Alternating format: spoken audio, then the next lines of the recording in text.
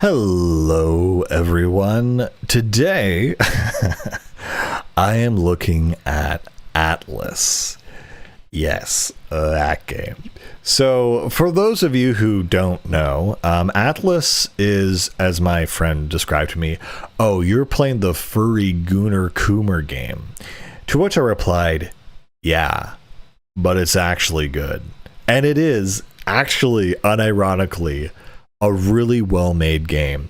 Goes to show that when someone has a passion project, despite what that passion might be, in the course of creating that, they're going to also create something of value, something worthwhile. And Atlyss is a very fun, very cool game that honestly makes me very nostalgic for the early days of the internet. There's a lot of things that Atlyss just gets right. So of course, if we get past the fact that, all the characters you make, there's actually 6 different races, and of all the races, each one has a certain, like, they have a different starting stat boost. Like, they might have speed increase or damage buff or etc., depending on the race you have, which come from, like a deer-like race to fish to birds to imps and whatever. And once you get past the fact, like, yes, okay, there is a breast, an ass, and a belly slider, which are very lewd. No word of a lie. Once you get past that and you start playing the game, because I thought, okay, whatever, we're just gonna see what this is like. It's actually really good. And what's really fascinating about Atlyss is that what it reminds me of, there's multiple things it reminds me of. When I first started up the game, I was really taken aback because the main menu is an homage or a literal, how do you say, like a recreation of the main menu screen for Unreal 1, which was just a weird loop that threw me for. For those of you who haven't played Unreal, the main menu kind of zooms around the environment, looking at the lighting and stuff, and of this like architecture of the game. I was like, okay, so we're referencing a really classic FPS game at the beginning of this weird furry experience. It was very strange, and it was very funny. And of course, in Unreal, they're kind of showcasing off all the lighting, and it's still very impressive. Playing the first Unreal game is very cool because even the shadows, not the shadows, I mean the shadows are fine, but the reflections in Unreal 1 are very, very impressive, that I was like, oh yeah, this is very, very cool. But in Atlyss, it has a more of a cel-shaded aesthetic, obviously. That's similar to, I would say, World of Warcraft. And really, that's kind of what I'm building up to, is that of all the games that this game takes inspiration from, it most feels like World of Warcraft. I was going to say Final Fantasy XIV. I mean, in my own experience, I've played hundreds of hours of 14 and only done a little bit of Warcraft, but despite all that, this feels more like Warcraft to me, in the sense that the enemies are kind of loaded into the environment. Just the aspect of, okay, the quests are very similar, where it's like, okay, go kill 5 monsters here, 10 monsters here, while in FF14 it's a lot more just talking to NPCs. Here you're not really talking to a lot of NPCs, you're just doing a lot of stuff. And there's just a lot of the one thing that WoW has always done better, in my opinion, than Final Fantasy XIV is honestly atmosphere and the vibe and the feel of a world. You really feel like you're there, while in 14 it feels like, oh yeah, I'm playing a computer game. I don't know how to exactly describe it, but WoW is very immersive, and this game definitely has that same vibe. It also has the exact same vibe with all the skills you learn, with the weird small tiny icons that you're trying to figure out exactly what it looks like and what they're supposed to represent. You also have a hotbar for all the things you're going to use. And so yeah, I'm going to move on to kind of combat now. So you select your race, you select your weapon, and there are swords, hammers. Actually, no, it's actually not that varied. It's actually nice. It has like you basically have daggers, swords, hammers, and magic weapons or wands that shoot projectiles. Oh, and bow and arrow. So it had pretty decent variety, but nothing overwhelming. And again, it has classes and all that stuff, so a very MMO style thing.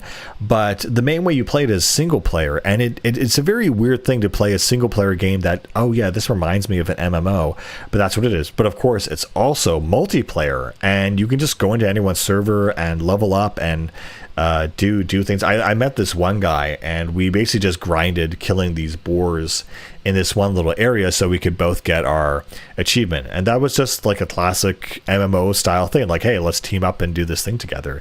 It feels really, really fun, and really great.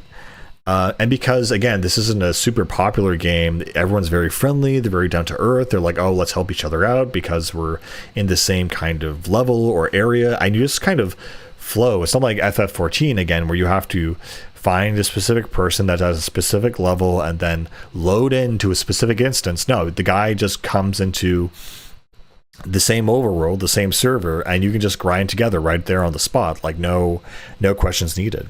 There's no voice chat. It's just, text-based communication, but that's the multiplayer aspect. But the combat itself, because this is where it really, really blew me away, is the combat. It was just really, really good. There's a few things in this game that I was expecting to be, oh, that's like Dark Souls, because I'm so sick of saying things like Dark Souls, but really it's its own thing. When you die, there's no you have a little soul thing. And I thought, oh, okay, I can go back and get my soul, right? It's like, no, you're just dead. You just return to the main entrance, and you don't really lose anything, I think, which is nice. In fact, if you're in a dungeon, it will keep the same amount of enemies spawned in. So if you're in a really hard fight and you're only managed to take down one enemy, he won't respawn, but when you go back, all the enemies will have full health. So it always feels like you're making progress, which is, again, a lot of fun, really, really great. So the combat is very simple. You basically just have left click is attack, right click is shield, and then you have a charge attack, but I found it to be actually not very useful, especially in the beginning of the game, maybe later. When you could does a multi-attack thing, but mostly you're just mashing attack and also dashing. And I revamped dashing to left sprint. I think they had it set for E or something, which I can understand, but honestly I'm just used to clicking left shift for any kind of movement based buff. And the shift, the dash is massive. Like, it's longer than Dante's Stinger. Like, it sends you way out there, basically. And it feels really good because it feels like navigation is not a pain. Even in WoW, the big problem was if you didn't have a mount, it was a pain in the butt to move around, which is why it was a huge selling point. Like, oh, once you do, this area, you can finally get a mount or get the ethereal waypoints so you can teleport. But here you just can dash everywhere, so it's no problem. And it feels great to get around a huge open world like that, because no one wants to waste time walking around the open world. It's boring, especially when there's nothing to interact with. Starfield. And so, I mean, what really blew me away is that, yeah, you basically hit enemies. It's like an instant, there's no turn-based anything. It's an instant damage number with big numbers, and you can see the effects of, shadow, frost, fire, ice, whatever. All the status effects are going off. And what's really cool is that the shielding mechanic works really well. When you block an attack, it has a big block thing. And what's really cool is that you can shield in the middle of any attack, or to your detriment, to your point, that you can shield anytime you want. And what's really cool, it has a parry mechanic. And the parry mechanic, again, it's not like Dark Souls, it just stuns the enemy. So if you block at the right time, and you have a Zelda style, stamina wheel that's no draining. Every block takes off a bit. If you parry, it just stays the same and stuns the enemy, and you can attack them for twice as long. And what I found is that every different enemy type, I got into a different vibe for parrying and attacking, where sometimes you can attack twice, then parry, and sometimes you can only attack once and then parry, and go back and forth and keep doing that. And you get into a gameplay flow. You get into a flow state with this game, where you are essentially adapting and Like it's fun. It's very fluid. It's a very fluid action style game. Like with Final Fantasy, your character isn't really attacking. You click the thing and then it activates an action which they attack. So it still feels almost turn-based in that sense, or active turn-based. While here, your direct attacks, even in WoW, it's like kind of like an auto battler, whatever. But here you have full receptive combat. It's basically like Nier or something, but you don't have any strong attacks. Yeah, okay, you have a charge attack, but again, it's really not useful. It's fast, it's like fast, it's furious. If you're in trouble, you can dodge out of the way, you can parry, you can block. The combat system is very simple, but very, very addictive and fun. And honestly, it shouldn't be this good for the furry Gooner game, and I kept saying that this game should not be this good. You also have the maps are super simple, but I think what gives them a lot of energy and life is the music. The music in this game is really interesting, and it's very ambient and very trancy, and it doesn't fit any kind of medieval theme or anything. It's just a vibe. It's a game made for gamers, is what I'm saying, and it's really, really good. So similarities to WoW, yes, you definitely have the same kind of quest system. It's actually really nice though, because in the main village, you only have 3 different people. You have Angela, this magician, I guess, who basically summoned you. You have Enoch, who's this cool macho warrior guy, and then you have Sally, who's the shopkeeper, and they're all very consistent. Angela's going to give you the story-based missions, or the primary missions that kind of give you the equipment you need or the places you need to go. Sally's missions are based around kind of like getting rare weapons, getting a bunch of materials, making a cool weapon, and then using that weapon to upgrade it again and make it a better weapon.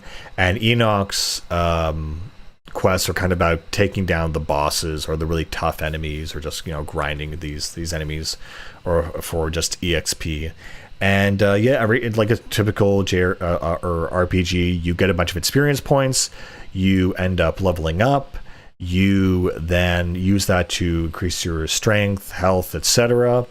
And then you also get your skills, which you have different skill points that you put in, and you use that to allocate your special powers, your special techniques.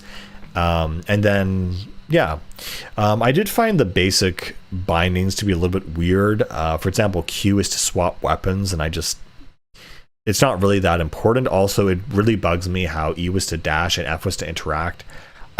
Every game I play, E is always to interact. I just don't care what it is. It has to always be E, or if it's built into another thing like left clicking or attacking, then that's fine too.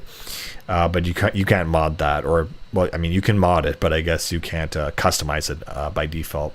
So I find E was to interact, F was to change the camera, Q was mapped to basically my bash attack or my main melee attack, and my 2 extra buttons on the side of my mouse were for just other hotbar moves that were awkward to get to, like 6 and 1. It feels awkward to hit those when you're in the middle of a really intense battle, and that's the thing I like about the combat in Atlyss.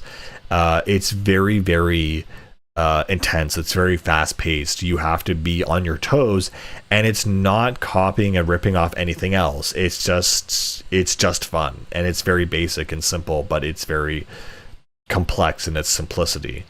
It's just about getting that parry window down, attacking enemies, knowing when to bust out your more powerful moves, knowing when to dash or retreat and switch to your bow, stuff like that. Doing aerial moves. Again, for the amount of stuff in this game, it feels insane how much stuff there is, and it really gives you that old school feel of old school MMOs and RPGs. And even if you're playing it alone, it's still a legit and fun experience. But even if you're playing it, if you're playing with other people, it feels like a real MMO. And I'm just kind of concerned if word gets out how good this game is, it's going to just get flooded with a whole bunch of people, because I really do think it is that good. It should not be this good, and it is. Another thing I also forgot to mention that was really nifty is just the references and other things. So the main menu was Unreal. The loading screen, well, when you first start the game, you get the loading screen and you're summoned into this world, and you have all these images floating at you, and it very much reminded me of Majora's Mask when you go back in time, and or even when you're starting the game and you're going down the portal. But what also reminded me of is the sound of the loading screen is like an undulating hum, and also if you move your movement keys, it'll move the little sparkling cursor in the middle of the screen, and that is exactly the same thing as Phantasy Star Online. So we definitely have references to Zelda, Unreal, Phantasy Star, and World of Warcraft, and Final Fantasy 14 probably. So there's a lot of really cool inspiration in this game, and again, the atmosphere and the environments, they're simple but they're very, very fun. And honestly, the game does the music in this game does a huge service, because it just makes a vibe where if you're exploring, if you're grinding, it just feels really, really cool. And again, I don't know exactly. I'm pretty sure the history of this game is very, very different. But yeah, just on the intro and the story of this game. Again, I really don't remember it, and I don't really care. Basically, you get summoned at this world because you had died and you were in purgatory or something somewhere else. And so Angela basically summoned you here because the world has been imbalanced and there's chaos and evil. And that's pretty much it, honestly. That's all you need, and that's all I needed to start playing. And I got addicted. That old school MMO addiction of grinding for better gear, better loot. Of course, it has a dungeon system where you go in and it listed from like level 5 version, level 10, level 15. It's the same kind of boss, and then you defeat the boss, and then you get the boss's loot, and then you use that specific loot to get to trade in at the local shop, and you get a really powerful item that allows you to go to the next area, the next boss, and it's constant grinding, and you feeling this sense of total accomplishment over getting the best kind of gear and loot. You have constant progression, and it feels great, and you're just curious to see what's around the corner. And honestly, this kind of died down, unfortunately, around level 15, when the game just decided to get kind of really hard. Even though I had the best gear, it was still very, very, it was starting to get a little bit more difficult. And that's when I started playing multiplayer to grind with other people, just so we could be able to get our stats up. But yeah, the community itself, it's very funny, where it's kind of like there are people who are adamantly anti-ERP, and then there's blatant ERP servers. It's funny though, because the game as I play it now, I almost can't recognize it as the game it originally was marketed as, and I really was like, okay, this is the furry game. This is the it's the game, right? And where basically I'm pretty sure the original trailers for this game showed like explicitly sexual content and like things that looked like they should be mods, and I'm pretty sure they're not in the game, or at least you have to mod them in. There's still things though, like someone told me, or they did a little hidden achievement where Angela, when she bends over, if you hit her in the butt without any weapon equipped, she'll like smack you with her tail, and you'll get a hidden achievement for that, which I find very funny. So it's definitely one of those weird, funny instances where this definitely was basically a furry porn game at some point, but it had that gamer energy. It had that, how do I say this? It had that Klonoa World of Warcraft wild and silly, cute and funny energy, and that is the energy that this game has seeped in. And the guy spent enough passion and put enough effort behind it to turn it into a respectable and really addictive and fun game. So now, obviously, when you look at the Steam page store, it does not have that kind of content advertised at all. But yeah, this game is ready to play. Well, actually, it's not quite ready to play. The one issue I ran into is that I really ended up wanting to use my controller for this game. And it does support gamepad support, but when you, in the options menu, when you switch to gamepad support, it does have this thing saying, oh, it actually isn't fully supported.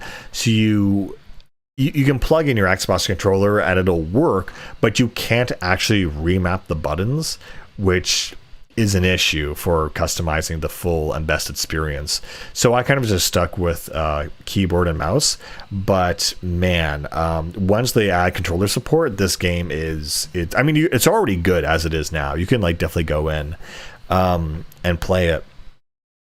But yeah, I had a lot of fun playing this game. This was a very nice treat for me. And again, I just decided, okay, let's see what the game is about. Is it really, I was expecting it to be, not great or whatever, or just kind of be like, okay, let's see what this guy made. But it was on sale for $5, and it was $5 very well spent. This is becoming a legit game. Like, this is more fun than other games. It also reminds me of Maple Story a little bit, maybe just in the character designs of the characters and whatnot. But I don't know, I really like it. Also, the enemies are very lively, they're very active, they're very varied. They're just a lot of fun to fight against, and again, it's that great feeling of being able to defeat a certain area or defeat a boss and then come back and just it be no problem and just be able to like one shot some of the hardest enemies that you were dealing with. So yeah, unfortunately, I think a lot of people are gonna sleep on Atlyss because of its reputation and what it used to be. But I would have to say this is legitimately an extremely fun game, and I think it's a great game to play with friends because you can just grind together. You can just literally play the game as you would single player, but just people just join you now, and it feels really cool. But yeah, I love the combat, I love the music, I love the style of the game. The dialogue isn't too bad.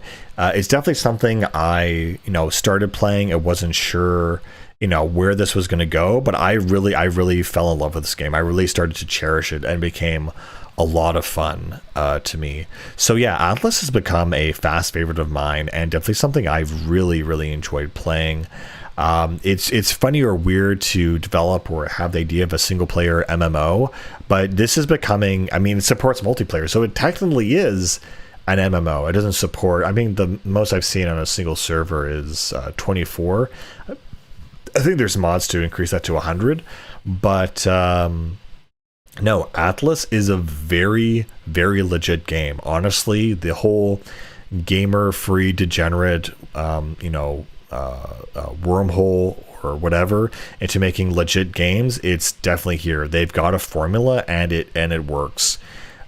Cute characters and fun combat, they nailed it for this one. It's also kind of comfy too because you can just sit in the open world and go to other servers and just talk to people, and they're very very candid and real. Anyway, guys, I think that's pretty much all I want to say about Atlyss. Really just that this is not just a weird furry porn game. It's actually legit, and I think if you played it now, besides the character creator part, it wouldn't phase you that this used to be a porn game. But I love that pipeline where you either have artists or people who used to obviously do porn and they're like, okay, let's do something normal and professional and safe for work. But yeah, this game is legit, and I hope more people will play it, and yeah, I'm putting out the word. Anyway, guys, that's all I gotta say about this one. I'll see you later. Bye-bye.